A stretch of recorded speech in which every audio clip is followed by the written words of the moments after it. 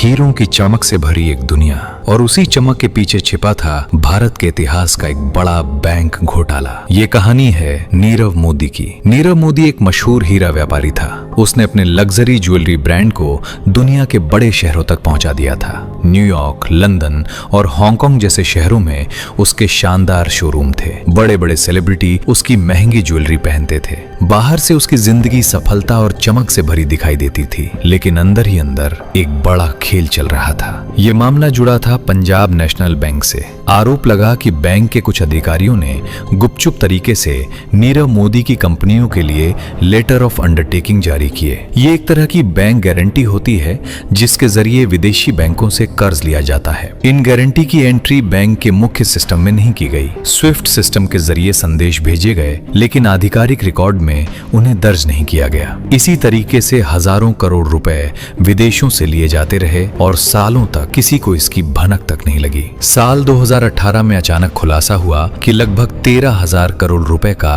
Bank fraud हुआ है। ये खबर सामने आते ही देश में हलचल मच गई। शेयर बाजार प्रभावित हुआ और बैंकिंग सिस्टम पर गंभीर सवाल खड़े हो गए। इसे भारत के सबसे बड़े बैंक घोटालों में से एक माना गया। जांच की जिम्मेदारी सेंट्रल ब्यूरो ऑफ इन्वेस्टिगेशन और एनफोर्समेंट डायरेक्टोरेट को सौंपी गई। नीरव मोदी की कई संपत्तियां जब्त कर ली गईं। करोड़ों की ज्वेलरी और अन्य संपत्ति सीज कर दी गईं। साल 2019 में लंदन में नीरव मोदी को गिरफ्तार कर लिया गया। उसका मामला वेस्टमिंस्टर मैजिस्ट्रेट्स कोर्ट में चला। भारत ने उसे वापस लाने के लिए प्रत्यर्पण की मांग की। अदालत ने प्रत्यर्पण को मंजूरी दे दी, लेकिन कानूनी प्रक्रिया लंबी चलती रही। ये घोटाला भारत के बैंकिंग इतिहास में एक बड़ा झटका साबित हुआ। इस घटना के बाद बैंकिंग नियमों को और सख्त किया गया और लेटर ऑफ अंडरटेकिंग की व्यवस्था को बंद कर दिया गया। एक समय का चमकता हुआ हीरा व्यापारी आज भारत के सबसे बड़े वित्तीय घोटालों में शामिल एक आरोपी के रूप में जाना जाता है।